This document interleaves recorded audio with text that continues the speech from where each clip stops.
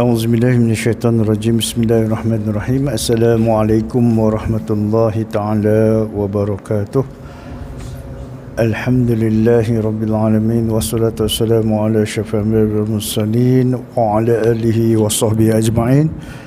Rabbi shrah li sadri wa yassir li amri wahlul 'uqdatam min lisani yafqahu qawli wa la hawla wa la quwwata illa billahil aliyyil azim. Subhanaka la ilma lana illa ma 'allamtana innaka antal alimul hakim wa la hawla wa la quwwata illa billahil aliyyil azim. Yang dirahmati Tuan Imam Ahli Jawatan Kuasa Surau, seterusnya tuan-tuan dan puan-puan para jemaah yang dirahmati Allah sekalian, alhamdulillah, syukur kita kepada Allah SWT kerana pada malam ni diberi kesempatan untuk sama-sama kita meneruskan pengajian kita dengan menggunakan kitab Fiqh Manhaji Mazhab Syafi'i, khusus dalam membincangkan bab munakahat ataupun ahwalus syakhsiyah berkaitan dengan kekeluargaan Islam. Pada pertemuan yang lalu kita dah masuk satu tajuk yang berkaitan dengan hukum talak, hukum orang bercerai, kan, jatuh ke macam mana, ke apa syarat dia, syarat sah dia, kan.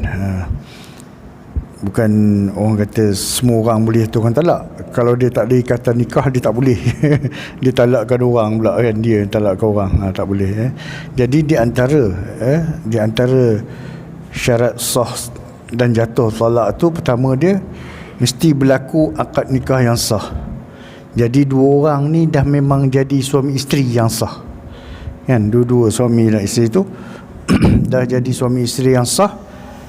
Barulah sekiranya suaminya melafazkan talak, jatuh talak tu. Kan, kalau baru tunang dia dah, aku talakkan kau, tak jadi. Kan, ya. Itu yang pertamanya.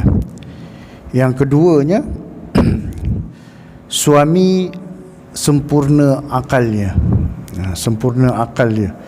Maksud dia suami itu bukan orang gila. Orang gila lah, kan. Jadi talak yang dilafazkan oleh kanak-kanak. Nak tahu ada orang kahwin dengan kanak-kanak tak balik lagi, kan. Sebab syarat kahwin dia tak mesti balik. Kan, suaminya budak-budak lagi, umur 13 tak balik lagi. Lepas tu, ataupun suaminya dia gila, ataupun orang migau tengah, kan, sebelum tidur dia tengok cerita drama pula bergaduh suami isteri. Suami itu cakap, aku ceraikan kau. Dia pun malam tu migau, aku ceraikan kau. Bini dengar, ayah bang kan, pukul 2 pagi dia bangun sebut talak dia. Tapi kalau dia buat-buat ngigau, jatuhlah. Ini kalau dia betul-betul ngigau, dia tak sedar. Dan insya-Allah pada hari ini kita masuk, iaitu talak orang yang mabuk. Orang yang mabuk. Macam mana kategori orang mabuk ni? Kan?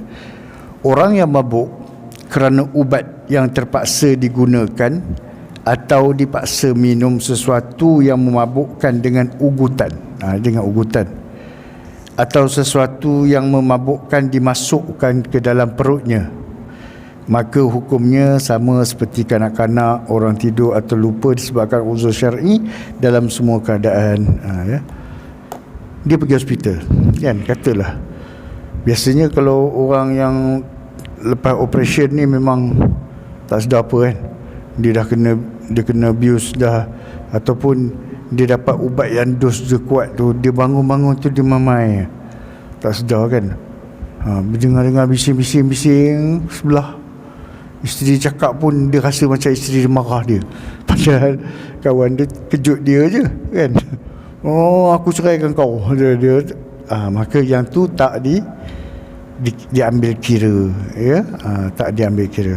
Ataupun orang tu dia kena ikat tangan, ikat kaki, Dia orang ngangakan mulut dia, masukkan corong. corong tu tuang arak. Tuang terpaksa dia minum kan. Dah kalau tuang air dah penuh dalam mulut, kalau tak telan tak bernafas. Lah telan dia tengok kawan ni dah mabuk dah. Okey. Lepas tu yang lain-lain tu jahat. Kau ceraikanlah bini kau, mula kau. Yalah aku ceraikan dah sekarang ni, aku dah cerai dah. Itu tak jatuh, sebabnya bukan kehendak dia dipaksa dia dengan ugutan tadi tu. Sementara mereka yang mabuk dengan sengaja tanpa uzur syar'i, hampir minum air cok brek kapal tu kan. Hampir minum air yang cok anjing muda tu. Mabuk. Dia mabuk. Lepas tu dia lafazkan talak. Ya. Talak yang dilafazkan itu jatuh. Sama seperti hukum talak bagi orang yang ada akal. Sebagai balasan, itu sebagai balasan kerana dia sendiri yang meminumnya, bukan paksaan, atas kehendak dia sendiri. Sama juga keadaan orang yang ambil dadah. Macam mana orang yang ambil ais, ambil syabu tu kan, dia dah tak ingat apa dah. Orang yang makan pil kuda tu kan, bila bini dia bising-bising dia, dia ngamuk, aku ceraikan kau tu, jatuh. Sebab itu dia mabuk, jadi macam tu, hilang akal dia kerana usaha dia sendiri, kehendak dia sendiri, bukan orang paksa. Memang dia yang gian nak telan benda tu. Itu memang jatuh ya. Sama hukum dia seperti orang berakal, sebagai balasan kerana sengaja minum minuman yang memabukkan ya. Hal ini adalah kerana orang yang mabuk adalah mukallaf. Orang yang mabuk tadi tu dia tak terangkat dosa dia. Dia tetap, dia bukan seperti yang Nabi sebut dalam hadis yang 3 ni kan. Rafa'al kalam an salasin anin naimi hatta yastayqidha wa anis sabiy hatta yakbara wa anil mubtala hatta yabra'a. Tidak dikira perbuatan daripada 3 golongan, iaitu orang yang tidur sehingga dia terjaga. Tu ngigau-ngigau tu tak ambil kira tu. Ya. Kanak-kanak sehingga balik. Orang yang gila sehingga dia waras. Jadi mabuk ni dia bukan gila. Apatah lagi mabuk tu dia sendiri cari. Tak kisahlah minum mabuk, minum ketum ke apa ke. Itu dia sendiri yang cari punca. Mukallaf dia tetap dikira sebagai mukallaf, dan apa perkataan dia yang keluar dari mulut dia tetap dia ambil kira. Jadi para sahabat juga sepakat mengatakan lafaz yang diucapkan ketika mabuk, ketika tuduhan berzina, al-qazaf dan seumpamanya, dia ambil kira. Orang mabuk dia kan kadang bisa tengok kan orang mabuk ni. Saya biasa tengok zaman-zaman saya kecil-kecil dulu. Sebab saya duduk dekat kuartus bandaran, jadi campur lah kan, campur orang India ramai apa semua kan. Orang India ni yang duduk situ tu, dia memang dapat gaji, tengok petang tu di jalan sengit sana sini kan. Itu dah kerja dia. Dapat duit dia minum. Dia orang bukan minum yang dalam botol punya, yang paketnya. Samsu paket. Kan? Dia dapat 2 paket tu. Waktu tu murah, dalam 2 paket tu dalam RM1.50 kot. Dia dapat 2 paket tu dah. Dia tune sikit kan. Dia elemen balik palotak dia. Dia jalan pun tak betul. Tapi kalau tengok dalam YouTube, orang mabuk kan, ada yang dalam YouTube dah kan, orang mabuk macam ni bawa bersikap pun. Dia otak dia dah tak kan, dia tak ada balancing lah. Balancing dia lari lah, jalan pun jatuh. Kan. Jadi basic kita biasa. Dan kalau ada yang mabuk tu, kadang-kadang kita orang budak-budak ni, waktu tu saya darjah 4 darjah 5 lah kan, layan kita layan yang orang mabuk tu. Dia duduk situ, Dia panggil budak-budak mari sini. Kita pun layan tu. Tadi pun dia cerita, dia merepek macam-macam. Sebab itu kita orang gelak lah pun. Kan, tu. Dia mabuk ni. Dia dah hilang akal dia. Hilang akal dia disebabkan perbuatan dia sendiri. Jadi tengah-tengah dia macam tu, dia tu buka cerita contohnya. Orang ni sebenarnya dia dah berzina ni dengan orang ni, dia tuduh. Jadi para ulama kata, para sahabat sepakat mengatakan, sekiranya orang mabuk ni tadi dia keluar kata ketuduhan, tiba dia sebut nama ni, ni Abu ni pernah berzina ni apa semua, itu dikira sebagai qazaf sekiranya Abu tak pernah buat. Kan berat tu. Bukan kecil-kecil ni tuduh-tuduh orang ni kan. Jadi itu berkaitan dengan mabuk. So kesimpulan dia, kalau mabuk dengan sengaja sendiri cari, tetap jatuh talak dia Suami bebas membuat pilihan. Okey, ini dalam tajuk lain, tajuk kecil.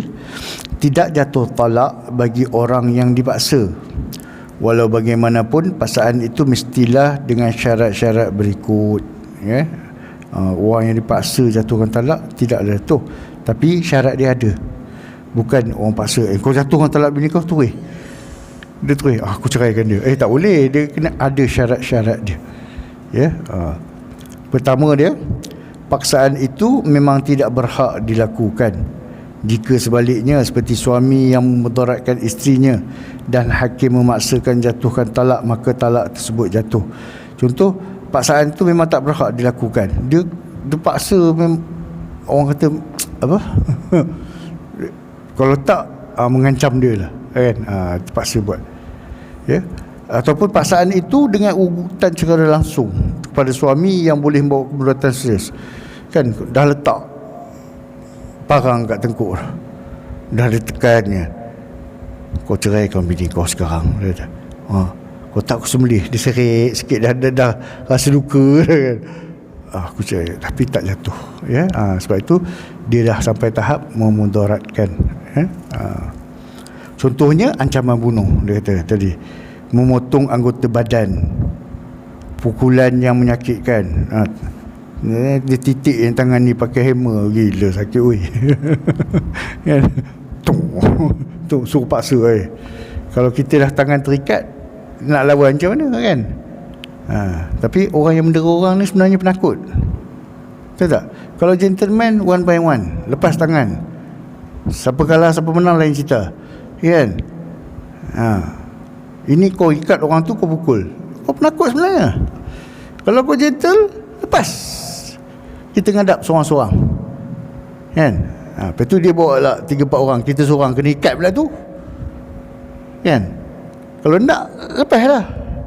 Kita lawan, kisah 4 orang ke berapa lawan. Janji kita pertahankan.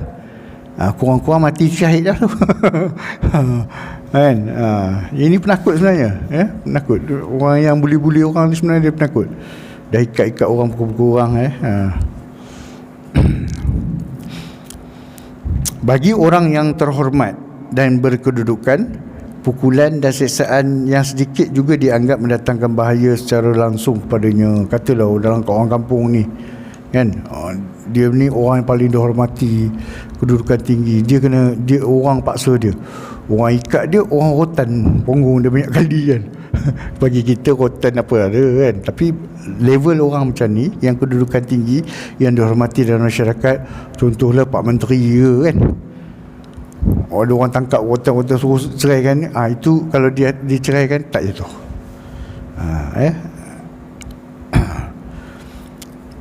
Yang seterusnya, orang yang memaksa itu mampu melaksanakan urutan tersebut. Orang yang paksa kita tu, dia bukan main-main dah. Kalau dia kata dia nak tikam, memang dia tikam betul. Kan? Jadi berdasarkan hadis Rasulullah SAW, la talaqa wa la ataqa fi ighlaqin, tidak jatuh talak dan tidak berlakunya memerdekakan hamba dengan paksaan. Kan? Jadi kalau orang yang kena paksa ni, sama ada dia suruh jatuhkan talak ke, mereka hamba ke, dia tak diambil kira, ya, tak diambil kira.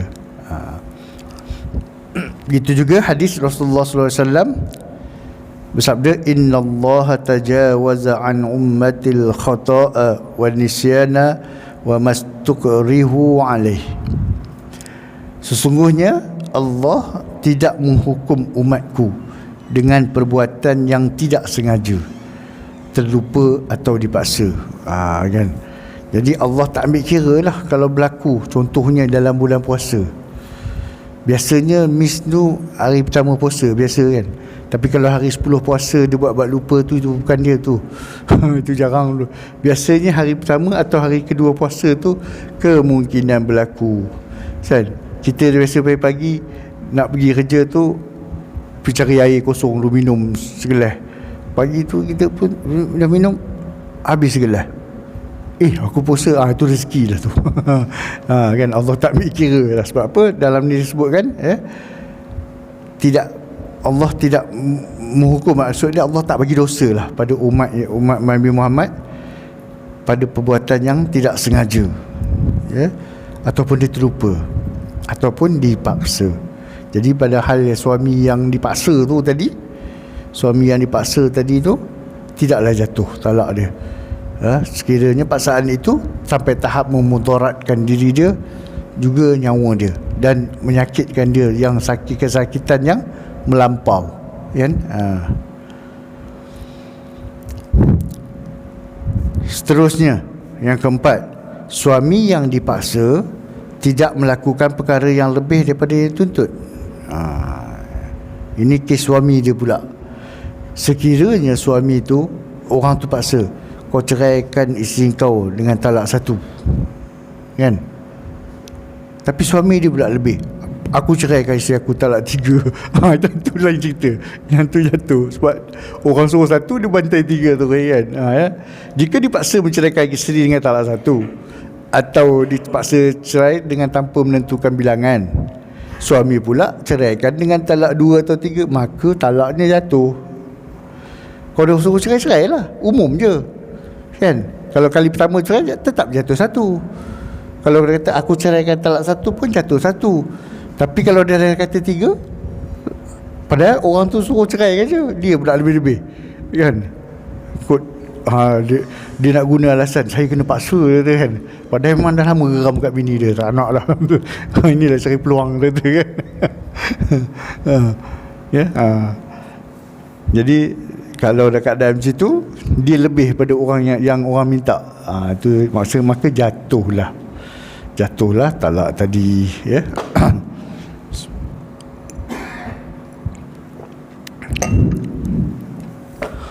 Talak secara gurauan dan main-main, kan? Contoh, kat rumah main kejar-kejar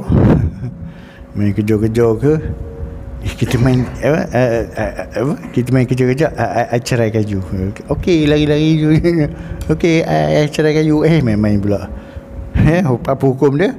Berdasarkan syarat-syarat jatuh talak bagi orang yang dipaksa, maka talak yang dilafazkan secara bergurau atau bermain-main adalah jatuh sekiranya orang itu cerdik, berakal, baligh dan dengan pilihannya sendiri. Dia buat main-main pula, kan? Tak ada main-main je. Tak ada, memang jatuh. Memang jatuh. Tak ada istilah nak main-main, ya? Nanti ada hadis yang Nabi sebut tu, ya. Sebab apa? Perbuatannya bermain-main dan bergurau-gurau dengan lafaz talak bukan merupakan halangan untuk menidakkan jatuhnya talak. Itu bukan alasan, kan? Talak pula dibuat main-main. Tak boleh buat main-main benda ni, ya.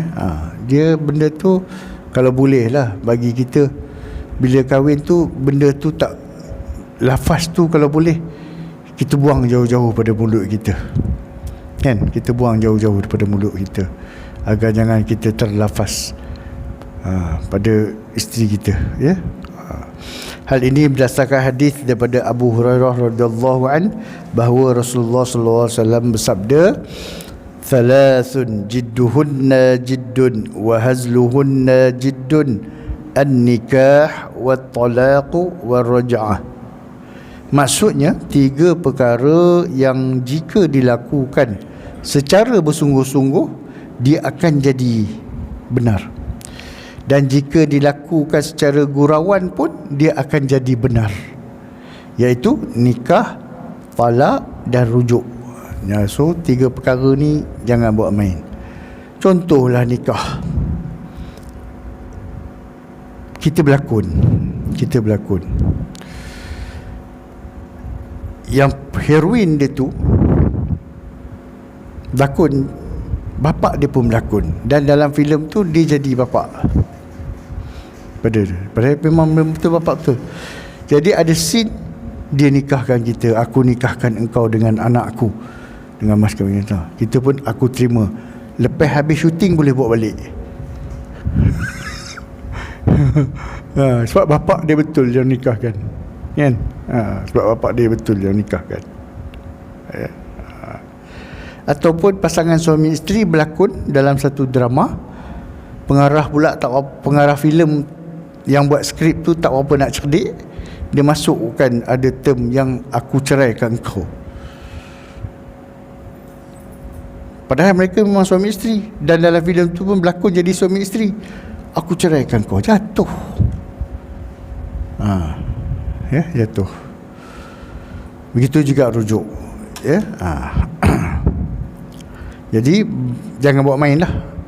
Talak ni jangan buat main, rujuk jangan buat main, nikah jangan buat main.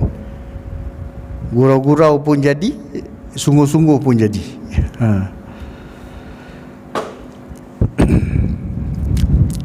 Cara talak yang disyariatkan, bagaimana kalau seorang tu dia nak lafazkan talak, bagaimana cara yang disyariatkan, ya. Pertama, menghimpunkan beberapa talak dengan sekali lafaz atau menyebut secara berasingan. Demikian orang tu terus sebut, aku cerai kau talak 3. Maksud dia 1, 2 dah tak ada dah, terus 3 pun jatuh, boleh jadi. Ataupun dia cerai, aku ceraikan kau. Dia kau consider 1 lah, sekiranya dia tak pernah bercerai kan. Kalau sebelum ni dia ada rekod bercerai, aku ceraikan kau, dah jatuh kedua kan. Tapi kalau dia tak ada rekod, aku ceraikan kau dengan aku ceraikan kau saja, maka dikira 1, ya. Itu maksud dia. Yang keduanya, talak yang dilafazkan secara langsung atau tidak langsung, iaitu at-ta'liq dengan syarat-syarat tertentu serta pengecualian. Contohnya macam dalam sijil nikah kita, di belakang tu ada lafaz ta'liq kan. Saya mengaku apabila saya tinggalkan isteri saya nama Tom bin Yam kan. Tom bin Yam binti Yam selama 4 bulan hijrah berturut-turut, atau aku menyakiti tubuh badannya secara fizikal ataupun mental juga, ataupun tidak memberi nafkah, maka dia mengadu kepada pada hakim, sabit aduannya kepada mahkamah syariah, maka jatuhlah talak dengan sebagai talak khuluk kan. Jadi itu kita ta'liq. Ta'liq ni selagi perkara yang disebutkan tadi tak berlaku, maka talak tak jatuh. Dia kalau ta'liq tu dia marah-marah. Dia marah sangat isteri dia kan. Balik-balik dia, engkau keluar lagi rumah, jatuh talak. Itu ada perbahasan pula. Keluar tu, kalau isteri dia keluar waktu tu jatuh kan. Dia dah rutin isteri dia pagi memang keluar rumah pergi kerja, petang tu dia baru isteri dia macam nak keluar rumah kan. Kau keluar rumah jatuh. Jadi kalau isteri keluar jatuh. Jadi kalau isteri duduk rumah, sebab saya pernah dapat panggilan telefon macam tu. Macam mana Ustaz, suami saya dah cakap ke saya, kalau kau keluar rumah jatuh talak. Saya ni pergi kerja Ustaz, dia kata. Bila tu? Tu petang semalam, dia kata. Petang semalam. nak keluar kerja bila pagi. Pagi ni tak ada masalah lah. Tak ada masalah lah. Dia cakap tu, maksud dia waktu itu. Ataupun dia gunakan masa yang tertangguh, kan. Kalau awak pergi jumpa lagi orang tu, bomoh tu, jatuh talak. Yes. Kalau dia pergi, jatuh. Kalau dia tak pergi, tak ada lah. Macam tu, kan. Ataupun dia berjanji, suami itu berjanji, isteri marah kat dia, abang ni tak habis-habis, ekor. Nombor. Kena tak pernah ada, kan. Kena tak pernah. Udah lah bang. Lepas tu dia, suami pun cakap, baiklah abang janji, abang janji kalau abang main lagi nombor, jatuh talak. Habis dia cakap member call, weh, nombor ni kau tak nak cair ke tu? Nombor bagus ni. Kau ambil lah untuk aku 2. Besar. Since kawan dia beli untuk dia, jatuh. Sebab kawan tu beli memang untuk dia. Jatuh. Kan. Tu taklid. Kalau kawan dia tak beli, tak adalah. Ataupun dia sendiri tak beli, tak adalah, kan. Tu bahaya tu, ya. Taklid tu, ya. Ada satu kes. Jadi kes betul lah. Kes betul. Gaduh suami isteri. Suami dia cakap macam itulah, awak keluar rumah jatuh talak. Tahu apa isteri dia buat? Isteri dia keluar rumah, masuk balik. Keluar rumah, masuk balik. Saya dah kelompat 3 kali dah bang. Berapa talak bang nak bagi? Astagfirullah.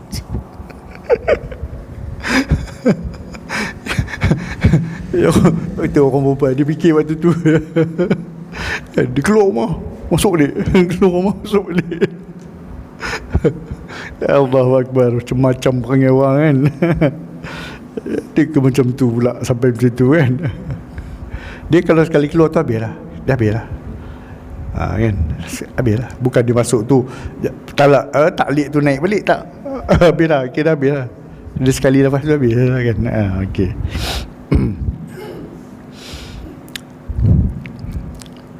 Cara talak yang paling utama, kalau nak tengok, nak ceraikan isteri tu, dia kena tengok juga. Dia kena tengok juga isteri tu dalam keadaan macam mana.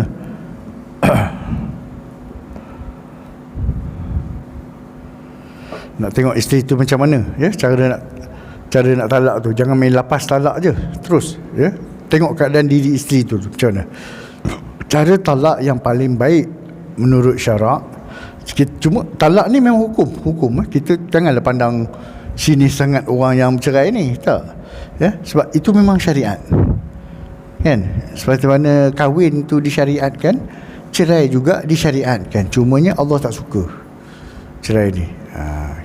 Janganlah kita pandang sini orang bercerai ni, kita buruk-burukkan dia macam-macam, kan. Cumanya kita tengok jugalah apa kes dia bercerai. Kalau kata cerai isteri tuntut sebab suami tak bagi nafkah, itu memang kita tahu, maklum lah suami itu teruk. Kan. Ataupun isteri dia punya perangai memang tak boleh pakai, maklum lah isteri tu je. Itu untuk pengetahuan kita je. Jangan dijaja-jaja pula benda tu, kan. Untuk teruk cerai-cerai, jangan. Itu syarat, itu syariat juga tu, kan. Kita jangan kutuk cerai tu. Okey. Jadi talak yang paling baik menurut syarak, bersesuaian dengan hikmah syarak, disyariatkan terbagi pada 3 peringkat. Ada 3 peringkat. Pertamanya, seseorang suami itu dia menceraikan isteri dia dengan talak 1 dalam keadaan isteri yang suci daripada haid dan tidak disetubuhi. Isteri dia suci tapi dia tak setubuhi, ya. Apabila suami menyesal atas tindakannya, dia boleh rujuk kepada isterinya dalam tempoh iddah, kan. Dan tempoh iddah tu boleh rujuk balik lah. Yang ni pun biasalah datang rujuk tu, kan. Sebab kalau nak rujuk dia untuk daftarkan talak, tak boleh pergi pejabat agama. Nak mohon talak kena pergi mahkamah syariah tu, mohon kat mahkamah syariah.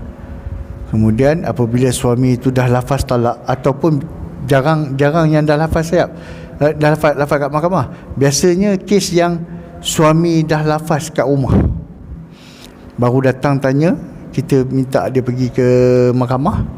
dia dah daftar kes mahkamah, dia kata kalau lepas ni saya nak rujuk macam mana. Lepas daftar kes, dia bawa surat slip pendaftaran dia tu, dia boleh datang ke pejabat agama untuk buat rujuk. Tak perlu tunggu kes berjalan dulu. Kes berjalan kadang-kadang lama, kadang sebulan kan, dah habis dah dah tak boleh dah kan. Jadi so lepas daftar tu, dia boleh datang pejabat agama untuk buat rujuk. Kes dia lafaz talak di luar mahkamah tu, itu dia akan, suami yang lafaz talak di luar mahkamah, dia adalah denda dia yang akan dikenakan oleh mahkamah. Tujuan denda tu adalah sebagai pengajaran supaya jangan mudah-mudah lafazkan talak, jangan suka-suka kan, rasa nak talak je kan, walaupun benda tu tak ada dalam Quran pun kata macam tu nak kena denda kan ada orang komplain pula itu kan. Tak ada pun orang sembahyang Jumaat dalam Quran kata kena denda, confirm bangang ni ayat. Itu takzir lah atas pemerintah nak cegah kemungkaran tu, banyak cara. Yang Allah suruh tutup aurat tak pakai pula, terang-terang kan. Payah juga orang ngaji tinggi-tinggi tapi bodoh bertingkat-tingkat, payah. Tafsir ayat Quran ikut kepala otak dia, payah kan. Entahlah, makin teruk sekarang ni kan, makin teruk lah kan.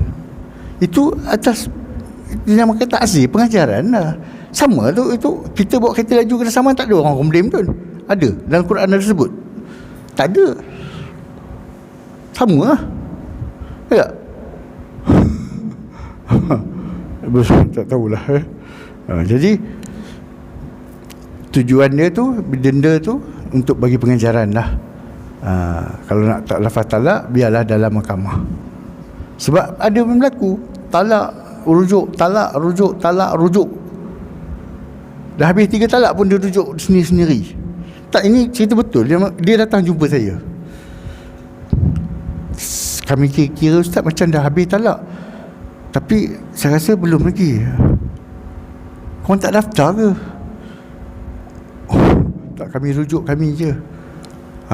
Itu sebabnya bila main rujuk sendiri, dah tak tahu kan, dah tak tahu bila boleh rujuk ke, bila ke, tu masalah dia.